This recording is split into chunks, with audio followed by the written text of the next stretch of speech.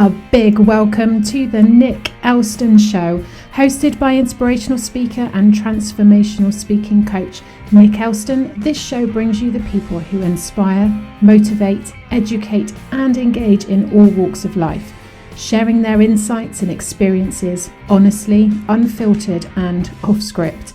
So, without further ado, let's get stuck into today's show.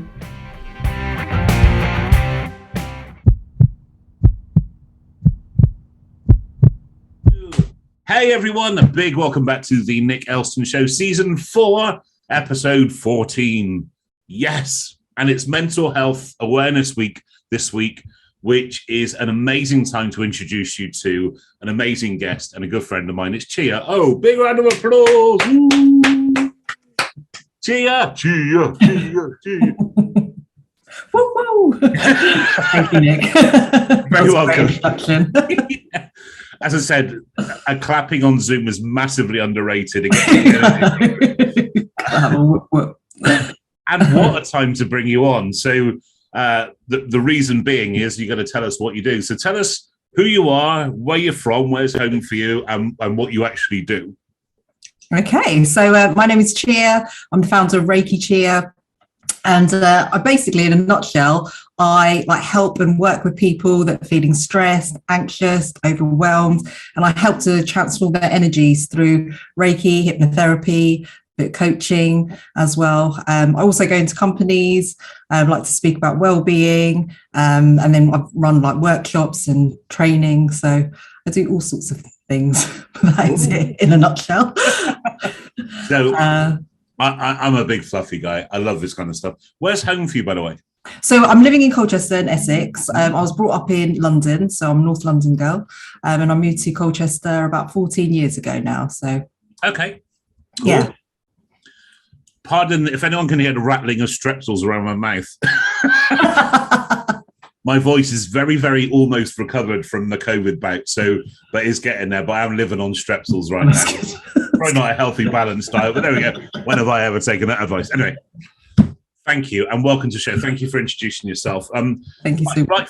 Right from the start, before we even get to where you are right now, tell us about little Chia and tell us about your journey to what you do now.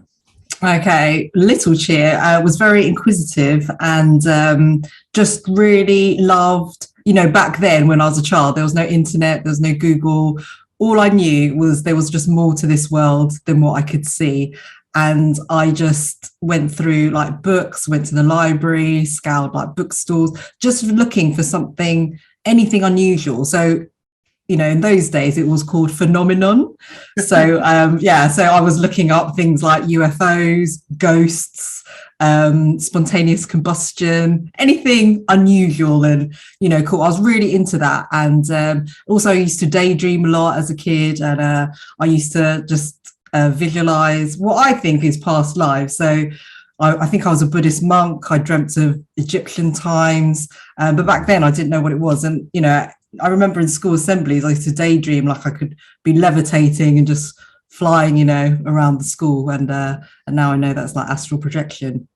Wow. So I was always interested in that kind of thing, and then also growing up in an Asian household, quite strict, so I learned to be really empathic, and I got to sense energies, and I was always interested in human psychology and things like that. So I first came across Reiki actually when I was 15 years old.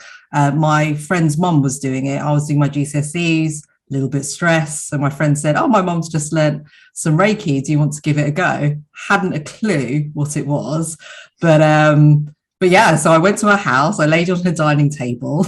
Back then, no one knew what Reiki was. So all I remember is her just hovering her hands above me. I was listening to whale music, but that just went over my head. I didn't really understand what Reiki was. And it was only until many, many years later when I was backpacking around Thailand that I met this good-looking American guy, David, and he just learnt Reiki. So he said, "Do you want to be my guinea pig?" So I was like, "Yeah, sure, just up for anything new." And so we're in Thailand outside in the lovely heat. I was laying outside, and then he was just putting his hands over me, and all I could feel was this heat just going up and down my body, like nothing I've ever felt before in my life. And it was so hot, I actually felt like I was going to spontaneously combust because it was that hot. Wow. And then I also felt some like unlocking in my navel, which I now know is my solar plexus chakra, where you hold all your power. So that was unlocking within me. And I knew, like, wow, there's something in this. So when I came back to London, that's how I just searched for my Reiki master teacher. And I found this international palm reader. So I went to go have a reading. And the first thing he said to me when I held my hands out was like, I can feel your healing hands. And I was like, you're definitely my Reiki master teacher. So then I learned Reiki, and then once you learn Reiki, it just opens like more doors of opportunities for you, and it just takes you on a journey. So it was many years later that I went to do my Reiki level 2, and then my Reiki master teacher. And they call it Reiki master because Reiki is like a mastery. You master it for life. It's not just learning the course and then, I'm a Reiki master. I'm mastering it every day. When I'm practicing it, it's still a practice, like you have yoga and meditation, and Reiki's changed throughout those times because back then when I learned it, no one had heard of Reiki. I remember saying to my sister's friend, oh, I've just learned Reiki, and explained what it was. It's an energy healing. I channel it through my hands. It comes through the top of my head. It's like universal life force energy. And she looks at me like I was some weirdo and said, you have gone like too far. Like, what is this? So I thought, I can't talk to many people about it. So I kept it quiet for many years.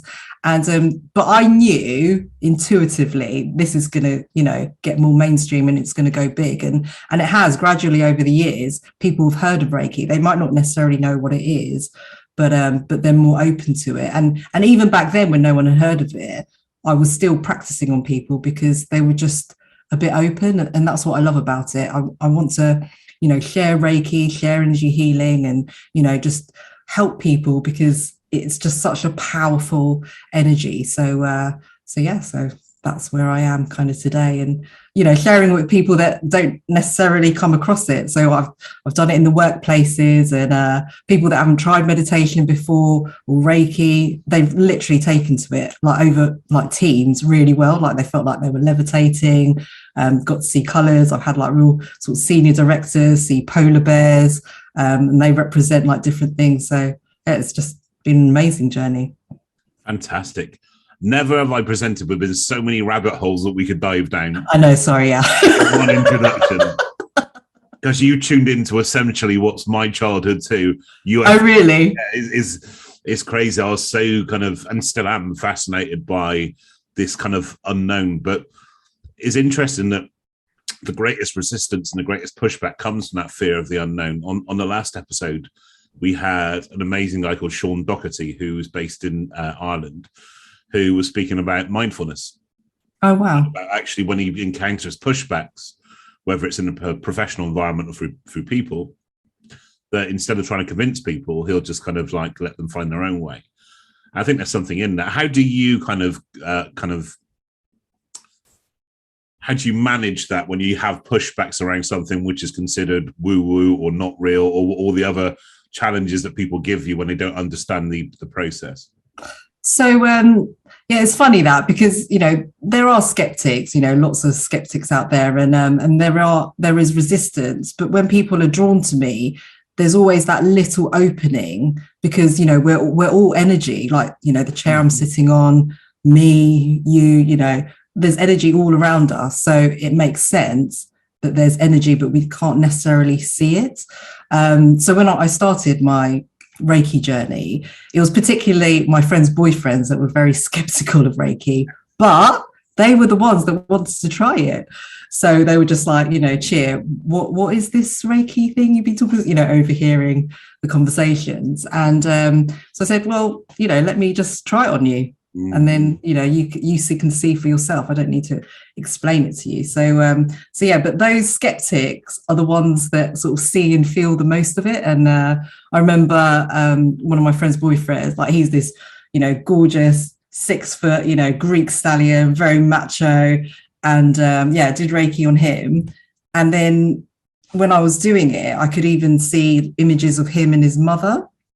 Wow. And then afterwards, he said that basically when he was having the Reiki done, like he could feel himself welling up and he wanted to cry, but obviously because he was me, he didn't want to cry. So he tried to stop the tears, but in the end, he just couldn't hold back. And, you know, there's a power in that because the Reiki can help you like release, you know, any emotional stuff that you're hanging on to in the body. It just helps you to release that. So you just kind of go with it. So for him, that was really powerful, you know, for him. And then, you know, I've had other guys, you know, say they felt like things coming out their head and just seeing all sorts. So so in the end, people do end up sort of converting or just knowing that there's something in it, that they always take something away from the Reiki experience. Yeah, absolutely. And in fact, it is definitely, in my experience, one of those things that you can't quite verbalize correctly, or I can't verbalize correctly. Yeah.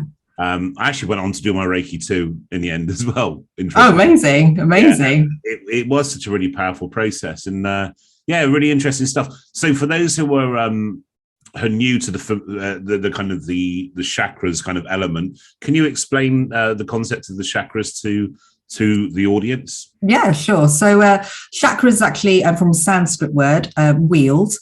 So our chakras basically have, I would say they're energy centers. So essentially we have 7 major chakras. There are more, but Reiki focuses on the 7 major ones, and they're all associated with different things. So they start at the base of the spine. So that's called the root chakra. So Muladhara, that's the Sanskrit word for it.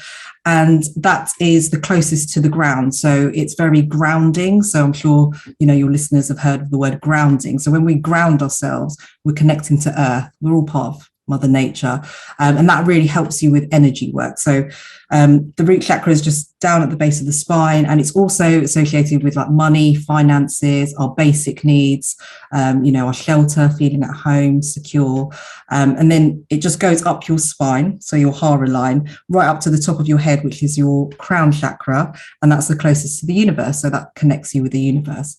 But in between, we've got our sacral chakra, so that's just above the base of the spine, and that's your pleasure center.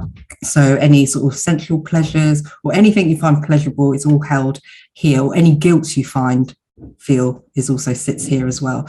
And then we've got the solar plexus, which I was talking about earlier, and that is our power center. So that's where we hold on to our power, and that's where we also feel our emotions, and it's connected to your digestive system. And then we've got the heart chakra to do with love and relationships. And then we've got throat chakra to do with creativity, speaking your truth. And the third eye, which is your connects you to your intuition. It's about seeing premonitions, your dreams, and it really connects you to wisdom. But the crown chakra really connects you to the universe. So when I channel Reiki, it comes through the top of my head, through the crown chakra. So, you know, what do these chakras mean?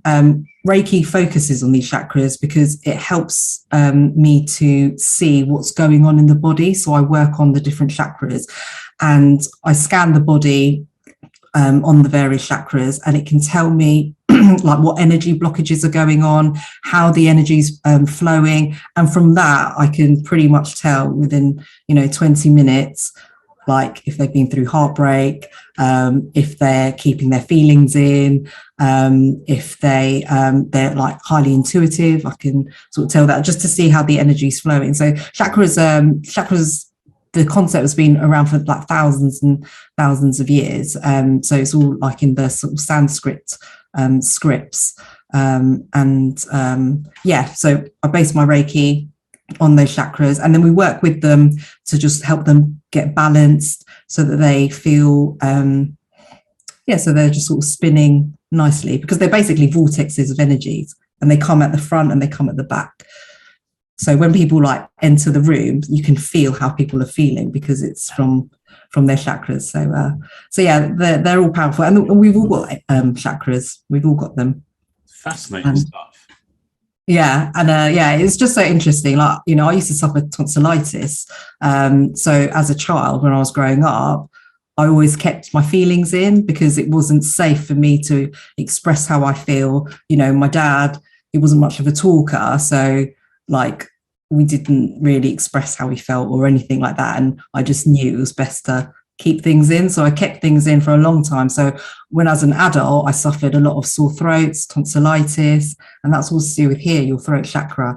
So just by having Reiki done and, you know, going on my journey, I was able to really open up, you know, my throat chakra. So now I probably talk too much.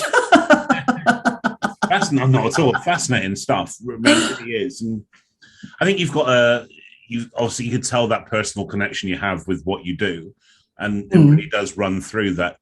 You said about that kind of real massive curiosity you had kind of growing up. Is that something that you've maintained in kind of adult life? Because I think a lot of us kind of lose it along the way, because like real life kicks in and adulting has to be done and bills have to be paid and stuff. And it's really hard to keep your focus on it. So these things around astral projection and everything else, are these still things that you're really kind of passionate and curious about?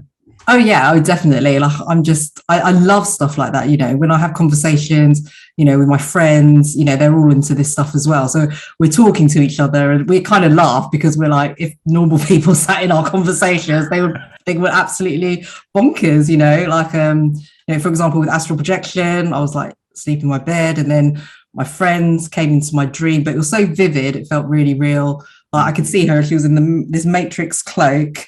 And she literally came to my face and just prodded me saying, "Are you okay?" So I was like a bit shocked, and I was like, "Oh my God." And I called her the next day and I said, "I think you were in my bedroom last night." She's like, "Yeah, I think I was, because I was traveling around." You know, those sort of things happen. So and what astral projection is? Yeah, so astral projection is like when you're just traveling around in your dreams, and then the dreams that feel really vivid and feel really real are usually because you have come out of the body and you're having that experience. So yeah, those are the real vivid sort of experiences and dreams. So yeah, I often have them, and they've become kind of a bit normal, really. But yeah, I still have that curiosity. I'm still interested in, you know, when people have experiences of, you know, something unusual like phenomenon, you know, and I'm always interested in like human psychology. Why are people behaving like they are, and why are they saying that? And, you know, I'm always looking beyond people's words. So when they're talking to me, I'm already sort of deciphering, like, why are they saying that? Where's that come from? Where's that fear come from? Why have they just said that?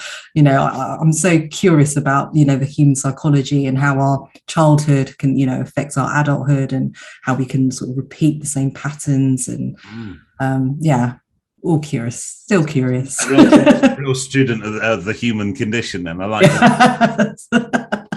We had the great pleasure, as we were saying just before we hit record, but we had the great pleasure of actually meeting in person, hugging, and just it felt so good just to kind of. It was so good. Such a great day. So Chia came along to my Find Your Voice event in March, where we look at kind of speaking, delivering messages, that kind of stuff.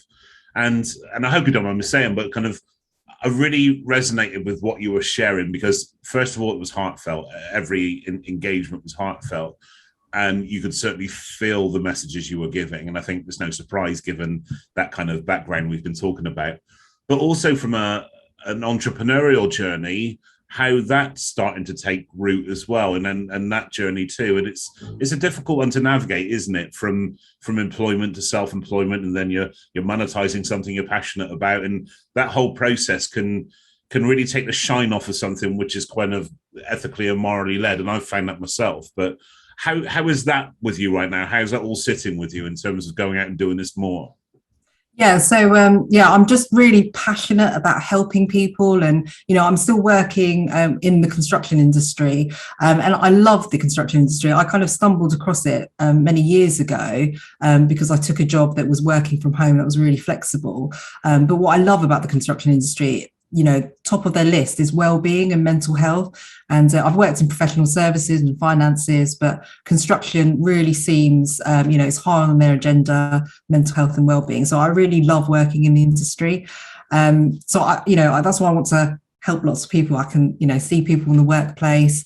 I see people, you know, in everyday life. And I just love helping people and seeing them transform, and, you know, just giving those glimpses of, you know, Reiki or meditation or anything sort of mindful. It's just so nice to, you know, connect that. And I just I love it, you know. And you know, going in the workplace, as I said, you know, I did a Reiki class where I worked, and it just blew my mind, because when I did Reiki on distance, I did it mainly one-to-ones. I didn't really do it in a big group. So because of COVID, they were holding like yoga and Tai Chi classes. So I just sent an email saying, do you want to try Reiki? So the girl was like, what is that?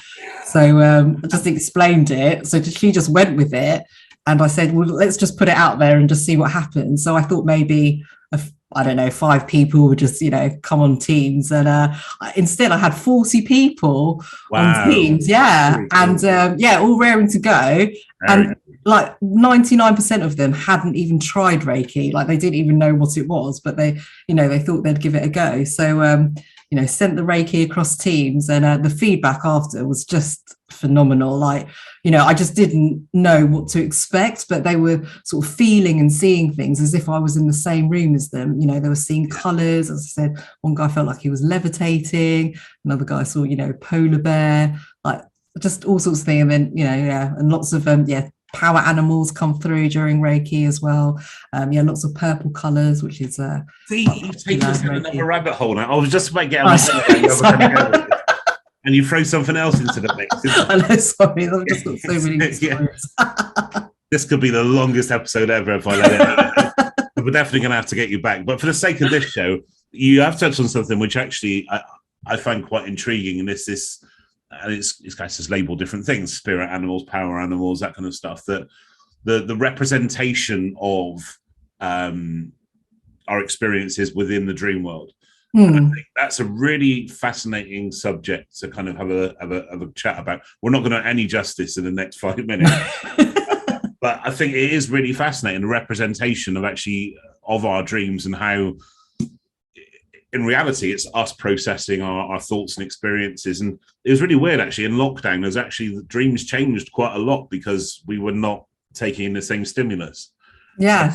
Well, actually, I found that a lot of dreams were going further back to a time where you have more stimulus, and it's interesting stuff. What's your take on this stuff?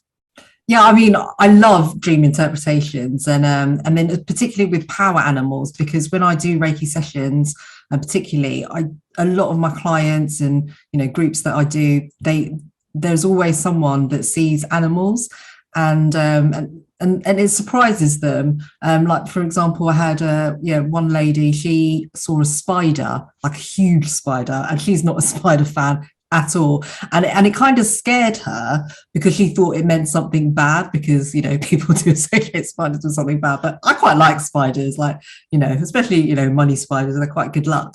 So we just, you know, had a little Google, looked it up, and you know, and it just kind of meant that she was you know, going to like be okay. And I can't exactly remember what the exact interpretation was, but yeah, like it was good news for her. So she was really sort of pleased with that. And it gives someone, you know, someone like to take something away, which is really nice. I had another guy, he never had Reiki done before, and he saw a butterfly, and butterflies are all about transformation. And then within weeks of him transforming, he, like, so much had changed in his life. He's got a new business, he changed his career, and so all that from, you know, just one Reiki session for this, you know, beautiful butterfly to appear. So yeah, I'm all into that for sure. Amazing stuff. Amazing. And it is fascinating. I mean, you mentioned construction. I mean, I've spoken at a few kind of Women in Construction was one, and a few construction events around this kind of mental health theme. And as you know, I'm not solution focused in any way. I don't coach, counsel, advise, or anything. But what I did find, actually, construction, this is a generalism, of course, 93% male, quite an alpha environment, and the closer to the ground, the more alpha the environment. Actually, that's quite an extreme environment for you to be flexing your muscles in terms of your work. But for you to get that engagement straight off the cuff, that's amazing. That is truly fantastic. But have you noticed a gender divide in terms of the ease of acceptance around Reiki, for example, or the other practices that you work with? Yeah. This show is sponsored by Forging People, Transformational Speaking Coaching. Are you truly being heard in life, in business, in education, even at home? Your ability to deliver any message with clarity, power, and emotion will have an ultimately defining impact on your success as a speaker, leader, and influencer. For more information, contact team@forgingpeople.com. Are you truly being heard? It's time to find your voice.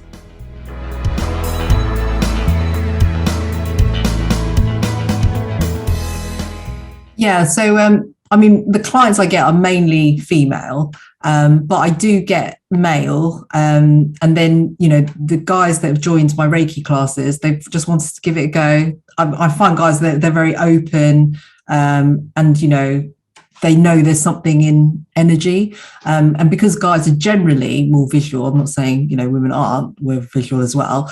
They tend to see a lot more things. So it seems a bit more tangible for them. Yeah. So I think, you know, we're all recognizing, you know, as a society that we need to look after our well-being, and particularly in the construction industry, you know, it's always been shown to us how like there's high suicide rates, high stress levels, and, you know, people that work in the construction industry know that they do need to do something about it, because it will, you know, affect you in the end. So that they are willing to try something a bit new, a bit different. So I have worked with, you know, people that are also open to like hypnotherapy as well. Whether that can be like public speaking or confidence. So, you know, that works really well as well. And again, that's an interesting dynamic, because I would say of all the things on, call it the woo-woo scale, you kind of know what I mean. On the woo-woo scale of things, we've been using that a lot in these episodes. We use it, it's going to be a thing. But if you're looking at kind of Reiki as like way at a 10 out of 10 kind of woo-woo kind of scale, but hypnotherapy, actually you're coming down more into a clinical kind of practice, aren't you? That's kind of very much more science driven, even though it's not mainstream per se. Is very much more kind of science driven. How does that change the engagement? We've had a couple of hypnotherapists that have come on the show over the seasons. Oh wow, yeah. And again, it's a real interesting thing. It's a powerful process, but again, it's kind of taking away that stigma of hypnotism as being the kind of the Paul McKenna kind of thing, or the onion on stage. Yeah, whilst taking your clothes off. Going round as a chicken. Everyone's entitled to a social life, you know what I mean? But all these kind of different things that get thrown into the mix can be a barrier, because especially on Mental Health Awareness Week, I think one of the things we really need to start talking about is not necessarily the solutions or the initiatives, or actually even the engagement. For me, it's actually removing the barriers to that solution or initiative. What are the barriers that people may have before they reach out to you for any of the practices that you deliver? Yeah, I think what people do generally is, you know, if something is wrong, their sort of instinct is just go to the doctors. You know, I've got depression, go to your GP. You know, I've got a cold, go to the GP. And then I tend to see people when they've gone further down the line, they've gone to the doctors, it hasn't worked, or they've gone to the doctors and they found nothing wrong with them, but they know something's wrong. You know, something, they can't quite put their finger on it, but something is, you know, not quite right. So, you know, further down the line, that's when they come to see me, like for Reiki or hypnotherapy. And it does change them, because what it is, I'm a big believer that we manifest things in the body, like physically. So anything emotionally that we're going through, we can actually manifest it into the body, and then it can come out as a physical symptom. So physical symptoms to me is our body communicating to us saying, I need help with this. Can you work with me so we can heal this together? So for example, when I was telling you about my tonsillitis, I suffered from it really badly. I would get it like quite a few times a year. And that's because I just held things in for like many, many years, like over my childhood. And so because I blocked it here, that's where all the problems came. But then when I started healing it, you know, my tonsillitis did go. And then I actually went through surgery, and I didn't do the surgery because I thought, oh, I need to get rid of my tonsillitis. I knew I had to work with it, and it just came as a sort of natural progression. But yeah, so yeah, you definitely have to see what's going on in the body. It's a really sort of good indicator of, you know, what you need to work on, and then we can go from there, because it's usually attached to something emotional, and that's where Reiki can help you. And what I love about Reiki, it's very intuitive. Like, it will just go to where it's needed. So, you know, if something is bubbling up in the surface that we can't necessarily see, and it hasn't come to physical symptoms yet, we can still release that, you know, through Reiki. And, you know, if people are suffering, let's say, like stress or anxiety, you know, they might feel like physical ailments, then that can, you know, help. Therapy can help. Like, I saw this one lady, she had it's called vaginismus. So when she had sex, it just really hurt her because she would tense up. But she had no trauma. She had never been abused or anything like that. So she didn't know why. So again, she went to the doctors.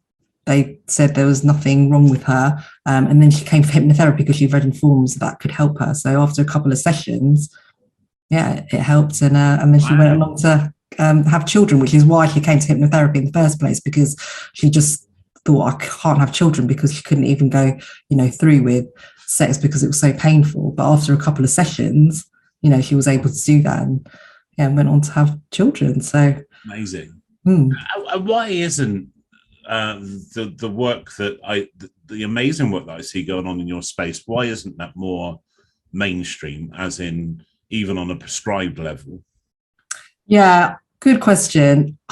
I think people are becoming a bit more awake to it, a bit more aware that, you know, they are going to the doctors, they're not really getting the right treatments, they know something's amiss, and they will start looking for some alternatives, and they will go down, maybe not Reiki, but definitely like down a more natural path. So, you know, that's why there's lots of like homeopaths, naturopaths, you know, that can help you with any sort of ailments. But you know, as an industry, we can't say we can cure these things, because, you know, that, you know, even in my disclaimers, I have to say Reiki has no guarantee of a cure, because, you know, there's no guarantee, but it can, you know, certainly help people. And then, you know, with these alternative things, if people still feel safe, you know, getting that medication, we can still work alongside it. But I think nowadays people are sort of pulling away from sort of medication, and, you know, going on to the right nutrition, you know, the right sort of therapies, and anything we can do to help our well-being, you know, exercise, and, you know, eating the right foods, and, you know, what we're putting in our body. I think people are starting to sort of wake up and start to question it, because I think we've all been brought up, like, if you're ill, go to the doctors. It seems kind of an automated thing, you know, but I think people are starting to you know, come away from that a bit. Yeah, I like to think so, for sure, because what I've found is, looking back, that there's not been one thing that's been 100% transformational for me, and that goes with medical too. I don't think you can have that kind of percentage, but it's been a collection of things that have combined to work. So Reiki being a part of that, and I think that was really important to recognize. That is a part of the learning that has led me to that kind of recovery point. And like I mentioned at the event, that is about building your playbook, because actually it's going to work differently for me than it will for somebody else. And are there any kind of cultural differences? I know that obviously you mentioned your travels. You work in the UK as the same as me, and I find that in the UK we've got a real weird relationship with self-care, because I think we've been taught to believe that self-care is selfish. So we feel guilty when we put ourselves before anything or anyone, so we don't.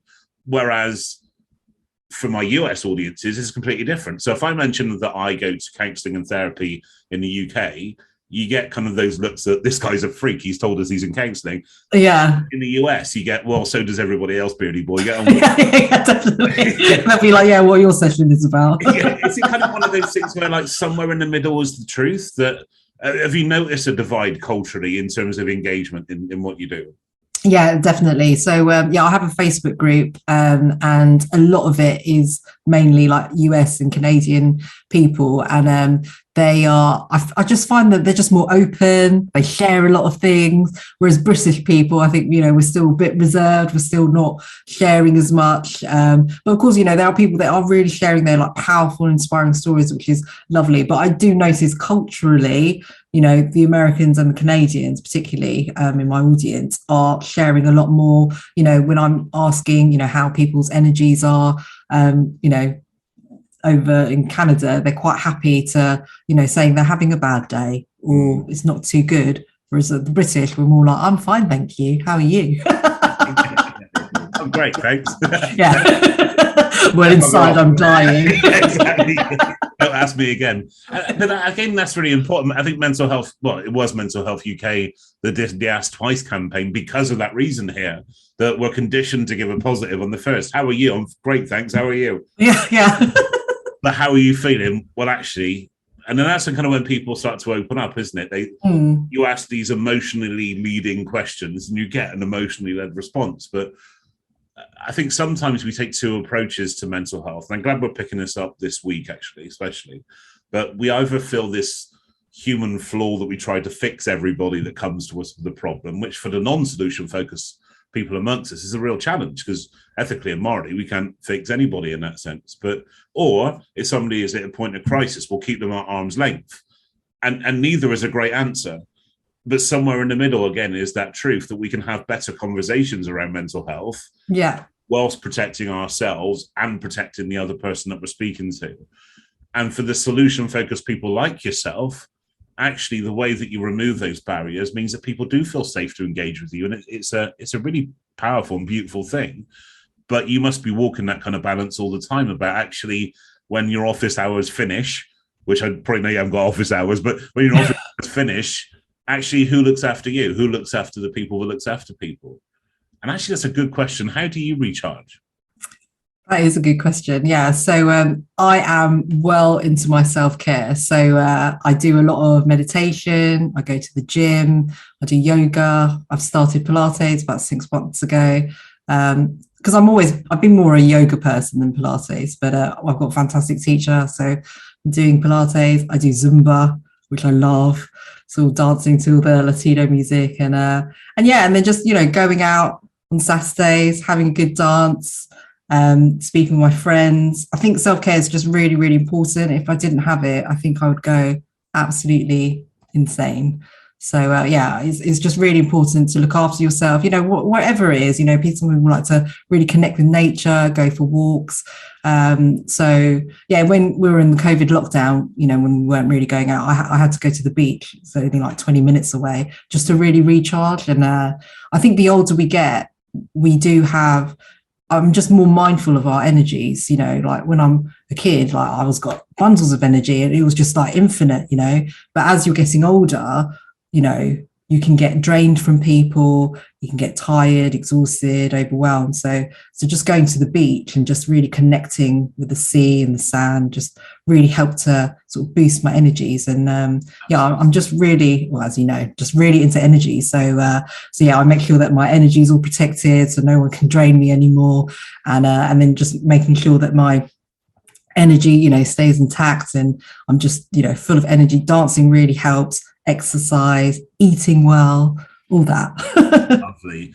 You're a water baby like me. You get your energy from water. Yeah. No, I love the sea. The sea. I'm a bit scared to swim in it, but yeah. No, I was going to slander a town them. I'm not going to bother. So I'm going to move on. Okay, yeah, save myself there.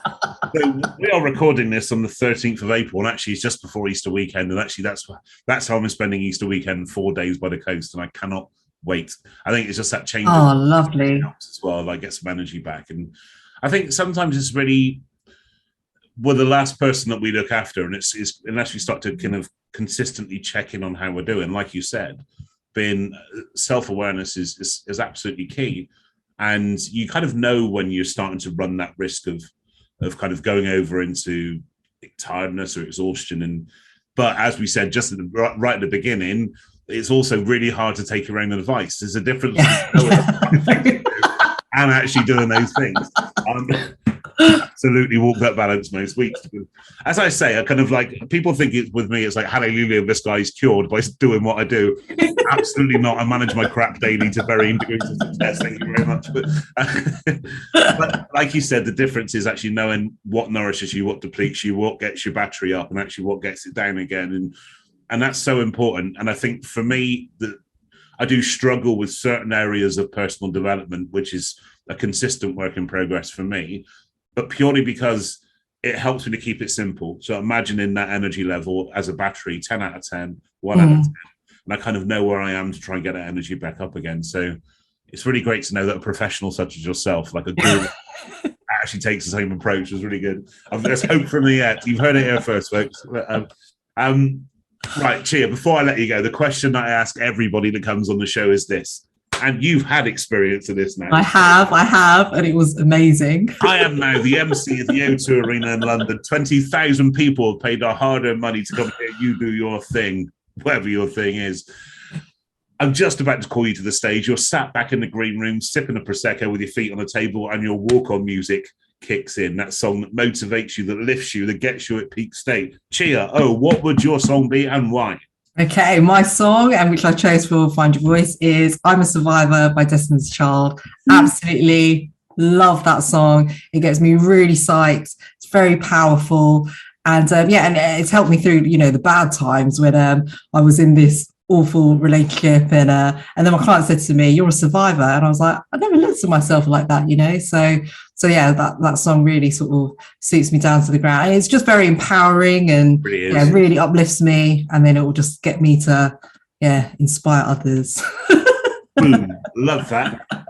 All of Chia's contact details and links to stuff is in the bio. Please do reach out and connect, and I'm sure she'll be really happy to answer any questions you have. Of course. Anything raised today. More than happy. Ask me anything you like. Absolutely. And genuinely, if you want to connect to a really decent, lovely human being, Chia's your person. So please do. That's my recommendation to you today. So, thanks, Nick. No worries. Chia, thank you so much for your time. Really appreciate you being on here today, and a big round of applause from me to you. Thank you so much, Nick. Thank you, Chia. Okay, so everyone else, that's a wrap. Stay tuned. Next week, we have another amazing guest coming your way with a hugely powerful story. It's Nick Gazzard of the Holly Gazzard Trust. Worth checking out in advance before you watch the show. Powerful episode that one will be. In the meantime, hit like and subscribe and all that jazz. You know I'm not a details guy. Take care, be happy, and stay well. See you soon. Cheers, guys. Bye-bye. Bye. Thank you so much for tuning in to today's episode. Do hit the like button and subscribe to stay tuned for future episodes. Published every Monday and available through YouTube or the podcast platform of your choice. See you next week.